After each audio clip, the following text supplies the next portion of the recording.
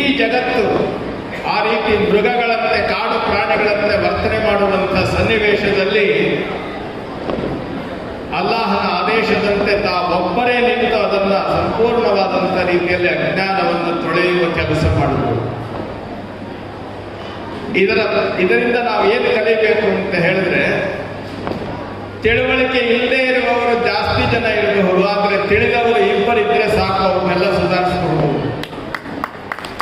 ಎಂಥ ಅದ್ಭುತವಾದ ವಿಚಾರ ನಾವು ಕಲಿಬೇಕಿಲ್ಲ.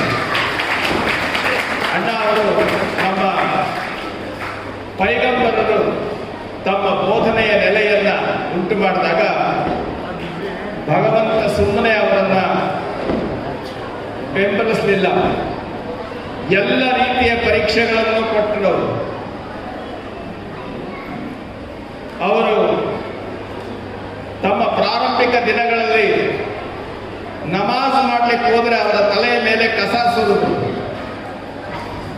ಈ ಮನುಷ್ಯನ ಬೋಧನೆ ಬಹಳ ಜನಗಳನ್ನು ಆಕರ್ಷಣೆ ಮಾಡ್ತಾ ಇದೆ ಅಂತ ಹೇಳಿ ಸತ್ಯ ನಿಷೇಧಿಗಳೆಲ್ಲ ಅವರನ್ನ ಕೊಲ್ಲಲಿಕ್ಕೆ ಪ್ರಯತ್ನ ಮಾಡಿದ್ರು. ಇಷ್ಟೆಲ್ಲ ಒತ್ತಡಗಳ ನಡುವೆಯೂ ಶಾಂತವಾಗಿ ನಿಂತು ಮಕ್ಕಾದಿಂದ ಮದೀನಾಕ್ಕೆ ಹೋಗಬೇಕಾಗಿ ಬಂತು. ಮದೀನಾದಲ್ಲಿ ಅವರ ಅನುಯಾಯಿಗಳು ವಾಸ್ತವ ಪ್ರಜ್ಞೆಯಿಂದ ತಿಳಿದವರು, ಸತ್ಯ ವಿಶ್ವಾಸಿಗಳ ಸತ್ಯ ಸಂಖ್ಯೆ ಬೆಳೀತಾ ಇದೆ ಅಂತದನ್ನು ಕಂಡು ಎಲ್ಲ ಸತ್ಯ ನಿಷೇಧಿಗಳು ಒಟ್ಟಾಗಿ ಅವರನ್ನು ಇಲ್ಲವಾಗಿಸಬೇಕು ಅಂತ ದಾಳಿ ಮಾಡಿದರು. ಪೈಗಂಬರರ ಜೊತೆಯಲ್ಲಿ ಇದ್ದವರು ಕೇವಲ ಕೆಲವು 100 ಮಂದಿ, ಅವರ ಮೇಲೆ ಆಕ್ರಮಣ ಮಾಡಲಿಕ್ಕೆ ಬಂದವರು ಸಹಸ್ರಾರು ಮಂದಿ. ಈ ಸನ್ನಿವೇಶದಲ್ಲಿ ಏನು ಮಾಡಬೇಕು? ಪ್ರವಾದಿಗಳೇ, ನಾವು ಓಡಿ ಹೋಗೋಣ, ಜೀವ ಉಳಿಸ್ಕೊಳ್ಳೋಣ ಅಂದರೆ ಪ್ರವಾದಿಗಳು ಹೇಳಿದ್ರು, ಇದು ಅಲ್ಲಾಹ ಕೊಟ್ಟಿರ್ತಕ್ಕಂಥ ಪರೀಕ್ಷೆ, ನಾವು ಅದನ್ನು ಸರಿಯಾಗಿ ಎದುರಿಸೋಣ. ನಮ್ಮ ಜೊತೆಯಲ್ಲಿ ಅಲ್ಲಾಹ ಇರಬೇಕಾದ್ರೆ ಯೋಚನೆ ಮಾಡಬೇಕಾಗಿಲ್ಲ ಅಂತ ಹೇಳಿ ಹೋರಾಟಕ್ಕೆ ನಿಂತು. ಅವರ ಜೀವನ ಚರಿತ್ರೆಯಲ್ಲಿ ಮೊಟ್ಟ ಮೊದಲ ಹೋರಾಟ ಇದು, ಜಂಗೆ ಬದಲ್. ಇದನ್ನು ನಾವು ತಿಳ್ಕೊಳ್ಬೇಕು. ಸತ್ಯದ ಬೆಳಕಿನಲ್ಲಿ ಹೋಗುವವರಿಗೆ ವಿರೋಧ ಎಷ್ಟೇ ಬಂದರೂ ಸಹ ಸತ್ಯ ಜಯಿಸುತ್ತೆ ಅಲ್ಲಾಹನ ಅನುಗ್ರಹದಿಂದ ಅಂತ ಅನ್ನುವಂಥದ್ರ ಒಂದು ಜೀವಂತ ಉದಾಹರಣೆ ಜಂಗೆ ಬದಲ್. ಅದಾದ ಮೇಲೆ ಉಡಾಫೆಯಿಂದ ಅವರ ವಿರುದ್ಧ ನಿಂತ ಜನಗಳಿಗೆ ಸ್ವಲ್ಪ ಆತ್ಮನಿರೀಕ್ಷಣೆ ಮಾಡಿಕೊಳ್ಳುವಂಥ ವ್ಯವಸ್ಥೆ ಶುರುವಾಯಿತು.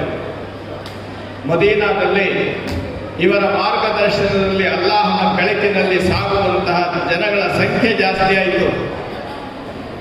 ಆದರೆ ತಾವು ಕೇವಲ ಉಪದೇಶಕರಾಗಿ ನಿಲ್ಲಿಲ್ಲ,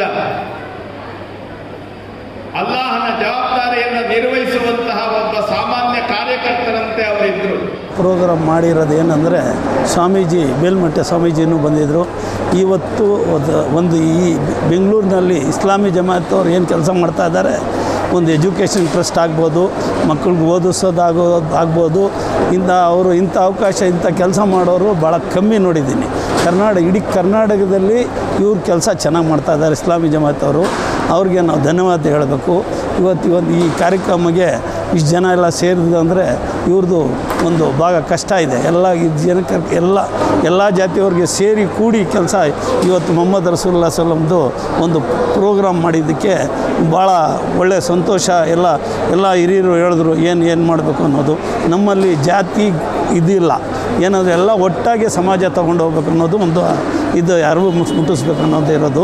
ಇವತ್ತು ನಾವು ಮುಸ್ಲಿಮ್ಸ್ ಆಗಿ ನಾನು ಇವತ್ತೇನು ಹೇಳ್ತಾ ಇದ್ದೀನಿ ಅಂದರೆ, ನಾವು 25 ವರ್ಷ ಕೆಂಪೇಗೌಡ ಮಾರ್ಕೆಟ್ನಲ್ಲಿ ಉಪಾಧ್ಯಕ್ಷ ಆಗಿದ್ದೀನಿ.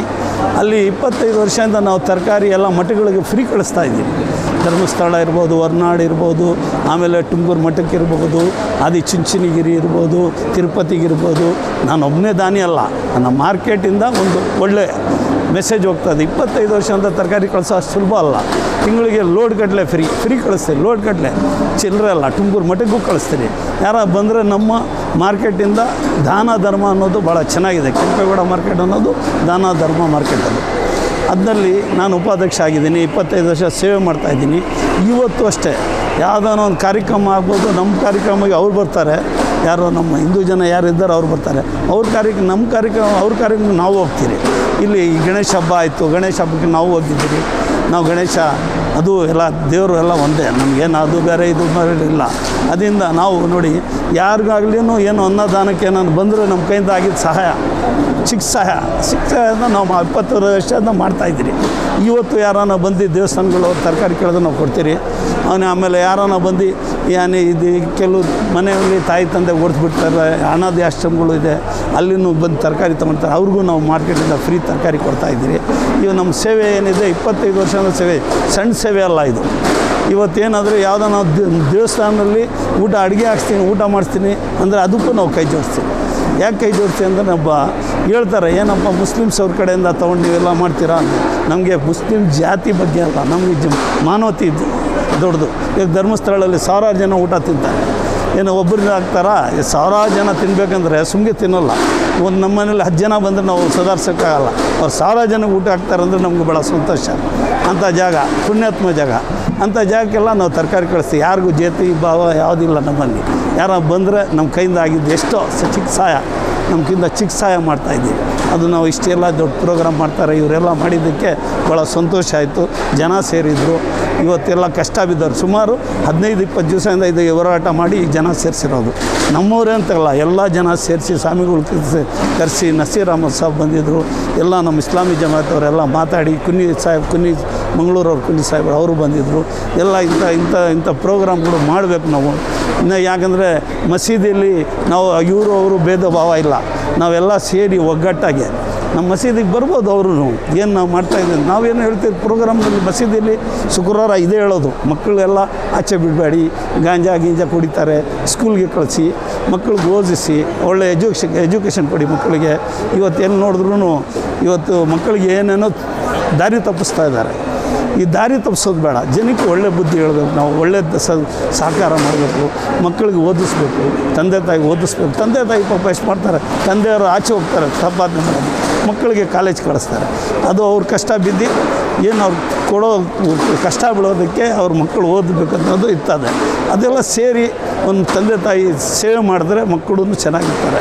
ಅವ್ರು ಮಾಡ್ತಾರೆ. ಮಕ್ಕಳಿಗೆ ದಾರಿ ತಪ್ಪಿಸೋದು ನಾವೇ, ತಪ್ಪಿಸೋದು ಬೇಡ. ಅವ್ರಿಗೆಲ್ಲ ಒಳ್ಳೆ ದಾರಿ ತೊಗೊಂಡೋಗಿ ಯಾರನ್ನಾಗಲಿ ಒಂದು ಎಜುಕೇಷನ್ ಆಗಿ, ಅವ್ನು ದುಡಿಯೋನಾಗಿ ಅವ್ರ ತಂದೆ ತಾಯಿಗೆ ಸೇವೆ ಮಾಡಿದ್ರೆ ಸಾಕು. ಅವ್ರ ತಂದೆ ತಾಯಿಗೆ ಸೇವೆ ಮಾಡಬೇಕು, ಬೇರೆಯವ್ರಿಗೆಲ್ಲ ಸಮಾಜಕ್ಕೆ ಸೇವೆ ಮಾಡಬೇಕು. ಅದು ಮಾಡಿದ್ರೆ ಈ ಥರ ಪ್ರೋಗ್ರಾಮ್ ಮಾಡಿದ್ರೆ ಇದು ಭಾಳ ಜೈ ಹಿಂದ್ ಜೈ ಕರ್ನಾಟಕ. ನಮಗೆ ಇವತ್ತು ಯಶವಂತಪುರದಲ್ಲಿ ಒಂದು ಅರ್ಥಪೂರ್ಣವಾದ ವಿಚಾರಗೋಷ್ಠಿ, ಪ್ರವಾದಿ ಮೊಹಮ್ಮದ್ ಸಲ್ಲಲ್ಲಾಹು ಅಲೈಹಿ ವಸಲ್ಲಂ ಮಹಾನ್ ಚಾರಿತ್ರ್ಯವಂತ ಎಂಬ ವಿಷಯದಲ್ಲಿ ಜಮಾತೆ ಇಸ್ಲಾಮಿ ಕರ್ನಾಟಕ ರಾಜ್ಯಾದ್ಯಂತ 10 ದಿನಗಳ ಅಭಿಯಾನವನ್ನು ನಡೆಸ್ತಾ ಇದೆ ಈ ವಿಷಯದ ಮೇಲೆ.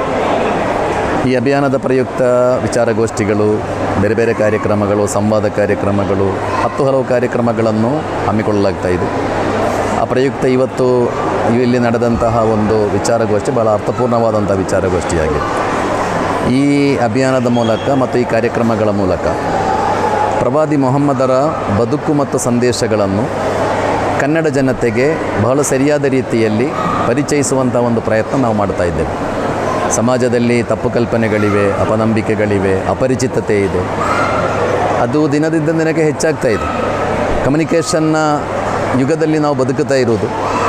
ಆದರೆ ಪರಸ್ಪರರನ್ನು ತಿಳಿಯಲಿಕ್ಕೆ, ಅರ್ಥ ಮಾಡಲಿಕ್ಕೆ ಬೇರೆ ಬೇರೆ ಧರ್ಮಗಳು, ಬೇರೆ ಬೇರೆ ಆಚಾರಗಳು, ಬೇರೆ ಬೇರೆ ನಂಬಿಕೆಗಳು, ಇದನ್ನೆಲ್ಲ ತಿಳಿಯುವಲ್ಲಿ ನಮ್ಮ ಕಮ್ಯುನಿಕೇಷನ್ನ ಈ ಕಾಲದಲ್ಲೂ ನಾವು ಸೋತು ಹೋಗ್ತಾ ಇದ್ದೇವೆ. ಆದ್ದರಿಂದ ಪರಸ್ಪರರನ್ನು ತಿಳಿಬೇಕು, ಅರ್ಥ ಮಾಡಬೇಕು, ಅಪರಿಚಿತತೆಯನ್ನು ದೂರ ಮಾಡಬೇಕು, ಆ ತಿಳುವಳಿಕೆಯನ್ನು ಮೂಡಿಸಬೇಕೆಂಬ ಕಾರಣಕ್ಕೆ ನಾವು ಈ ಅಭಿಯಾನವನ್ನು ರಾಜ್ಯಾದ್ಯಂತ ನಡೆಸ್ತಾ ಇದ್ದೇವೆ. ಮತ್ತು ಈ ಅಭಿಯಾನದ ಮೂಲಕ ಪ್ರವಾದಿಯವರ ಬದುಕು ಮತ್ತು ಸಂದೇಶಗಳನ್ನು ಪರಿಚಯಿಸುವ, ಕನ್ನಡ ಜನತೆಗೆ ಪರಿಚಯಿಸುವಂತಹ ಕೆಲಸ ಮಾಡ್ತಾ ಇದ್ದೇವೆ. ಒಂದು ಆರೋಗ್ಯಪೂರ್ಣ ಸಮಾಜದ ನಿರ್ಮಾಣ ಆಗಬೇಕಾದರೆ, ನಮ್ಮ ಸಮಾಜ ಹೆಲ್ದಿ ಸೊಸೈಟಿ ಆಗಬೇಕಾದರೆ ಅಲ್ಲಿ ಅಪನಂಬಿಕೆಗಳಿರಬಾರ್ದು, ತಪ್ಪು ಕಲ್ಪನೆಗಳಿರಬಾರ್ದು, ತಿಳುವಳಿಕೆ ಇರಬೇಕು. ಜ್ಞಾನ ಎಂಬುದು ನಮ್ಮ ಶಕ್ತಿ, ಅಜ್ಞಾನ ನಮ್ಮ ಶತ್ರು.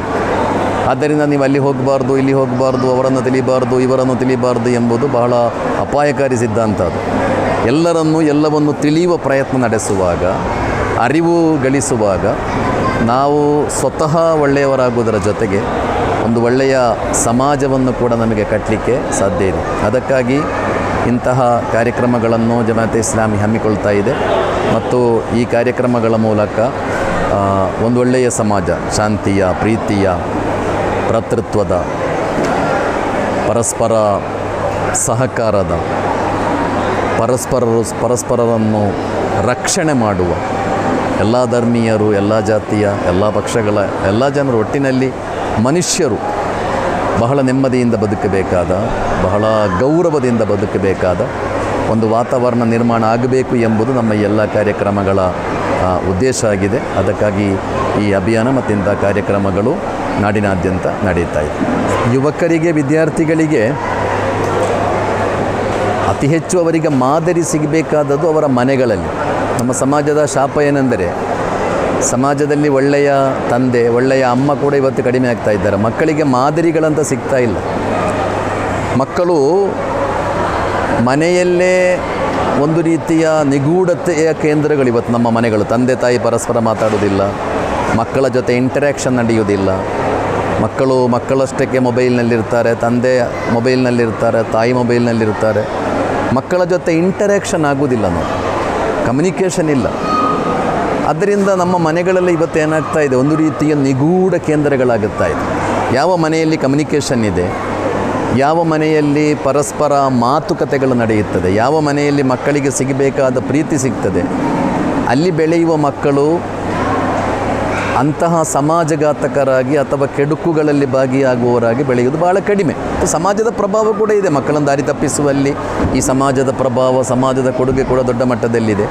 ಆದ್ದರಿಂದ ಇದೆಲ್ಲ ಒಂದು ಸಣ್ಣ ಪ್ರಯತ್ನ ಅಲ್ಲ, ಒಂದನೇದಾಗಿ ಮಾಡಬೇಕಾದ ಕೆಲಸ. ನಮ್ಮ ಮನೆಗಳನ್ನೆಲ್ಲ ನಾವು ಒಂದು ಒಳ್ಳೆಯ ಮಾದರಿ ಮನೆಯಾಗಿ ಮಾಡುವ ಪ್ರಯತ್ನ ಮಾಡಬೇಕು. ಆ ಜಾಗೃತಿ ಸಮಾಜದಲ್ಲಿ ಬೆಳೆಸಬೇಕು.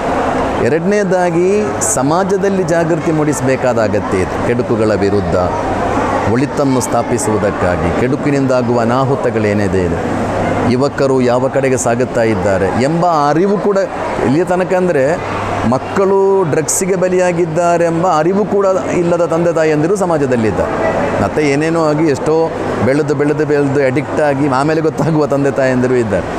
ಅಂದರೆ ಅಷ್ಟು ಒಂದು ಕೇರ್ಲೆಸ್ನ ಸಮಾಜ ನಮ್ಮದು. ಈ ಸಮಾಜಕ್ಕೆ ಖಂಡಿತವಾಗಿಯೂ ನಾವು ಮಾದರಿಗಳನ್ನು ತೋರಿಸಿಕೊಡಬೇಕಾಗಿದೆ. ವ್ಯಾಲ್ಯೂಸ್ಗಳು, ಒಳ್ಳೊಳ್ಳೆಯ ವಿಚಾರಗಳು, ನಮ್ಮ ಧಾರ್ಮಿಕ ಗ್ರಂಥಗಳ ಬಗ್ಗೆ ಇರುವ ಬೋಧನೆಗಳು, ಹೀಗೆ ಎಲ್ಲ ಕಡೆಯಿಂದ ನಮ್ಮ ಮಕ್ಕಳು ಒಳ್ಳೆಯದನ್ನು ಕೇಳುವ ಒಂದು ವಾತಾವರಣ ಎಲ್ಲ ಸಂಘಟನೆಗಳು, ಎಲ್ಲ ಧರ್ಮದ ಜನರು, ಎಲ್ಲ ಧಾರ್ಮಿಕ ನಾಯಕರು ಸೇರಿಕೊಂಡು ಮಾಡುವುದಾದರೆ ಮಾತ್ರ ಸಮಾಜವನ್ನು ಬದಲಾಯಿಸಲಿಕ್ಕೆ, ಸುಧಾರಣೆ ಮಾಡಲಿಕ್ಕೆ ಸಾಧ್ಯ ಇದೆ. ಇಲ್ಲ ಎಂದಾದರೆ ಸಮಾಜ ಇನ್ನಷ್ಟು ಅಪಾಯದ ಕಡೆಗೆ ಖಂಡಿತ ಸಾಗುವ ಅಂತಹ ದುರಂತವನ್ನು ನಾವು ಕಾಣಬೇಕಾದಿತ್ತು. ನೋಡಿ, ಯುವಕರು ಮತ್ತು ಯುವತಿಯರಲ್ಲಿ ಇವತ್ತು ಅವರಲ್ಲಿ ಅಪಾರ ನಾಲೆಜ್ ಇದೆ, ಅರಿವಿದೆ. ಅವರಿಗೆ ಜಗತ್ತಿನ ಬಗ್ಗೆ ಬಹಳ ದೊಡ್ಡ ತಿಳುವಳಿಕೆ ಕೂಡ ಇವತ್ತಿನ ಯುವಜನತೆಗೆ ಖಂಡಿತವಾಗಿಯೂ ಇದೆ. ಆದರೆ ಸಮಾಜದಲ್ಲಿ ಅವರಿಗೆ ರೋಲ್ ಮಾಡೆಲ್ಸ್ಗಳು ಸಿಗ್ತಾ ಇಲ್ಲ. ಎಲ್ಲ ಕಡೆಯಿಂದ ಅವರು ಕೆಡುಕುಗಳನ್ನೇ ಆಲಿಸುವುದು, ಕೆಡುಕುಗಳನ್ನೇ ನೋಡುವುದು, ಹಗೆತನ, ವಿದ್ವೇಷ, ಈ ಭಾಷಣಗಳನ್ನೇ ಕೇಳ್ತಾ ಇರುವುದು. ಆದ್ದರಿಂದ ಒಂದು ರೀತಿಯ ಅಸಹನೆಯಲ್ಲಿ ಮಕ್ಕಳು ಇವತ್ತು ಬೆಳೆಯುತ್ತಾ ಇದ್ದಾರೆ. ಮತ್ತು ನಾನು ಹೇಳಿದ ಹಾಗೆ ಇಂಟರ್ಯಾಕ್ಷನ್ ಎಂಬುದು ಕಡಿಮೆ ಆಗ್ತಾ ಇದೆ. ಒಬ್ಬರು ಹೇಳಿದ್ರಲ್ಲ, ನೀವು ಎಲ್ಲ ವಿಷಯಗಳು ಹಾಗೆ ನೋಡಿ, ಒಂದು ಟೇಬಲ್ ಮತ್ತು 2 ಚೇರ್ ಇದ್ದರೆ ಎಷ್ಟೋ ಸಮಸ್ಯೆಗಳನ್ನು ಮುಗಿಸ್ಬೋದು ಅಂತ ಒಬ್ಬ ಬುದ್ಧಿಜೀವಿ ಹೇಳಿದ್ದಾರೆ. ಅಂದರೆ ನೀವು ಕೂತ್ಕೊಂಡು ಮಾತಾಡಿದರೆ ಎಷ್ಟೋ ಸಮಸ್ಯೆ ಮುಗಿಯುತ್ತದೆ ಅಂತ. ಇವತ್ತು ಮಕ್ಕಳ ಜೊತೆ ನಾವು ಮಾತಾಡ್ತಾ ಇಲ್ಲ, ಅವರ ಭಾವನೆಗಳನ್ನು ಅರ್ಥ ಮಾಡ್ತಾ ಇಲ್ಲ. ಆದ್ದರಿಂದ ಹೆಚ್ಚಾಗಿ ನಾವಿವತ್ತು ನಮ್ಮ ಮನೆಗಳ ಮೇಲೆ ಫೋಕಸ್ ಮಾಡಬೇಕು. ನಾವು ಒಬ್ಬ ಅಪ್ಪ ಒಳ್ಳೆಯ ಅಪ್ಪನಾಗಲಿಕ್ಕೆ, ಒಬ್ಬ ಅಮ್ಮ ಒಳ್ಳೆಯ ಅಮ್ಮ ಆಗಲಿಕ್ಕೆ ಪ್ರಯತ್ನ ಪಡುವುದಾದರೆ ನಾವು ಖಂಡಿತವಾಗಿಯೂ ಮಕ್ಕಳನ್ನು ದಾರಿ ತಪ್ಪುವುದರಿಂದ ತಡೀಬೋದು. ನಮ್ಮ ಮನೆಯಲ್ಲೇ ಒಳ್ಳೆಯ ವಾತಾವರಣ ಅವರು ಕಾಣಿಸ್ತಾ ಇಲ್ಲ, ಮನೆಯಲ್ಲೇ ವಿರೋಧಾಭಾಸಗಳು ಕಾಣುತ್ತಾ ಇದೆ. ಮನೆಯಲ್ಲೇ ಎಷ್ಟೋ ಮಕ್ಕಳು ದಾರಿ ತಪ್ಪಲಿಕ್ಕೆ ಕಾರಣ ಅಮ್ಮನ ಮೊಬೈಲ್ನಲ್ಲಿ ನೋಡಿದ ಯಾವುದೋ ಕೆಟ್ಟ ಮೆಸೇಜ್ ಅಂತ ಅಧ್ಯಯನಗಳು ತಿಳಿಸ್ತಾ ಇದೆ. ಅಪ್ಪನ ಮೊಬೈಲ್ನಲ್ಲಿ ನೋಡಿದ ಯಾವುದೋ ಒಂದು ಕೆಟ್ಟ ಅನೈತಿಕ ಚಿತ್ರ ಎಷ್ಟೋ ಮಕ್ಕಳನ್ನು ದಾರಿ ತಪ್ಪಿಸಿದೆ. ಆದ್ದರಿಂದ ಇದು ಬಹಳ ಮುಖ್ಯ ಇವತ್ತು ನಾವು ಪರಿಗಣಿಸಬೇಕಾದ ವಿಷಯ. ಜನರು ಈಗ ಒಬ್ಬ ರಾಜಕೀಯ ನೇತಾರ, ಒಬ್ಬ ಧಾರ್ಮಿಕ ವಿದ್ವಾಂಸ, ಒಬ್ಬ ಸಮಾಜದ ನಾಯಕ, ಅವರು ಸಮಾಜದ ಮೇಲೆ ದೊಡ್ಡ ಪ್ರಭಾವ ಬೀರ್ತಾರೆ. ಅವರ ಒಂದೊಂದು ಮಾತುಗಳನ್ನು ಆಲಿಸುವವರಿದ್ದಾರೆ, ಅನುಸರಿಸುವವರಿದ್ದಾರೆ. ಆದ್ದರಿಂದ ಸಮಾಜದಲ್ಲಿ ನಡೆಯುವಂತಹ ಏನು ಈ ನಾಯಕತ್ವದ ಸ್ಥಾನದಲ್ಲಿದ್ದಾರೆ ಅವರ ವರ್ತನೆಗಳು ಸಮಾಜದ ಮೇಲೆ ದೊಡ್ಡ ಪ್ರಭಾವ ಖಂಡಿತ ಬೀರ್ತದೆ. ಸಮಾಜದಲ್ಲಿ ಉನ್ನತ ಸ್ಥಾನದಲ್ಲಿ ಇರುವವರು ಹೇಗಿರ್ತಾರೋ ಹಾಗೆ ತಳಮಟ್ಟ ಇರ್ತದೆ. ಉನ್ನತ ಸ್ಥಾನದಲ್ಲಿ ಇರುವವರು ಭ್ರಷ್ಟಾಚಾರಿಗಳಾದರೆ ತಳಮಟ್ಟದಲ್ಲಿರುವವರು ಭ್ರಷ್ಟಾಚಾರಿಗಳೇ ಆಗ್ತಾರೆ, ಅದಾಗಲೇಬೇಕು. ಉನ್ನತ ಸ್ಥಾನದಲ್ಲಿರುವವರು ಒಳ್ಳೆಯ ಚಾರಿತ್ರ್ಯವಂತರಾದರೆ ಅದು ತಳಮಟ್ಟವನ್ನು ಸ್ಪರ್ಶಿಸ್ತದೆ, ತಳಮಟ್ಟದ ಕಡೆಗೆ ಹೋಗ್ತದೆ. ಆದ್ದರಿಂದ ನಾಯಕತ್ವ, ನಾಯಕರುಗಳು, ಎಲ್ಲ ನಾಯಕರು ಬರೀ ರಾಜಕೀಯ ನಾಯಕರುಗಳು ಮಾತ್ರ ಅಲ್ಲ, ಎಲ್ಲ ನಾಯಕರು, ಧಾರ್ಮಿಕ, ಸಾಮಾಜಿಕ, ರಾಜಕೀಯ ಎಲ್ಲ ನಾಯಕರು ಖಂಡಿತವಾಗಿಯೂ ಒಳ್ಳೆಯವರಾಗಬೇಕಾದದ್ದು ಕಾಲದ ಅನಿವಾರ್ಯವಾದಂತಹ ಬೇಡಿಕೆ. ಅದಕ್ಕೆ ಆ ನಿಟ್ಟಿನಲ್ಲಿ ನಾವು ಜನರೊಂದಿಗೆ ಸಂವಾದ ನಡೆಸಬೇಕಾಗಿದೆ, ಆ ನಿಟ್ಟಿನಲ್ಲಿ ಜಾಗೃತಿಯನ್ನು ಮೂಡಿಸಬೇಕಾದ ಅಗತ್ಯ ಇದೆ, ಮತ್ತು ಆ ನಿಟ್ಟಿನಲ್ಲಿ ಯೋಚಿಸುವ ಒಂದು ವಾತಾವರಣವನ್ನು ನಾವು ಬೆಳೆಸಬೇಕಾದ ಅಗತ್ಯ ಖಂಡಿತವಾಗಿಯೂ ಇದೆ. ಇವತ್ತು ನಾಯಕನನ್ನು ಕ್ವಾಲಿಟಿಯ ಮೂಲಕ ಆಯ್ಕೆ ಮಾಡಲಿಕ್ಕೆ ಸ್ವಾತಂತ್ರ್ಯ ಇಲ್ಲ. ಒಳ್ಳೆಯ ನಾಯಕನನ್ನು, ಒಂದನೇದಾಗಿ ಒಳ್ಳೆಯ ನಾಯಕರಿಲ್ಲ, ಎರಡನೇದಾಗಿ ಆಯ್ಕೆಗಳೆಲ್ಲ ಇವತ್ತು ಬೇರೆ ಬೇರೆ ರೀತಿಯ ಪ್ರಭಾವಗಳಿಂದ ಕೂಡಿದೆ. ದುಡ್ಡಿರ್ಬೋದು, ಆಮಿಷಗಳಿರ್ಬೋದು, ಬೇರೆ ಬೇರೆ ರೀತಿಯಲ್ಲಿ ಏನಾಗ್ತದೆ, ಲೀಡರ್ಶಿಪ್ಪನ್ನು ಆಯ್ಕೆ ಆಗ್ತಾಯಿದೆ. ಇದೆಲ್ಲ ಕಡೆಗಳಲ್ಲಿ, ಅದು ಕೇವಲ ರಾಜಕೀಯ ನಾಯಕತ್ವ ಅಲ್ಲ, ಧಾರ್ಮಿಕ ಕೇಂದ್ರಗಳ ನಾಯಕತ್ವ ಹಾಗೆ ಆಯ್ಕೆ ಆಗ್ತಾ ಇರೋದು. ಆದ್ದರಿಂದ ಒಳ್ಳೆಯ ನಾಯಕನನ್ನು ಆಯ್ಕೆ ಮಾಡುವಂತಹ ಅವಕಾಶಗಳೇ ಕಡಿಮೆ ಆಗುತ್ತಾ ಇದೆ. ಇದರ ಪರಿಣಾಮವನ್ನು ಕೂಡ ನಾವು ಅನುಭವಿಸ್ತಾ ಇದ್ದೇವೆ.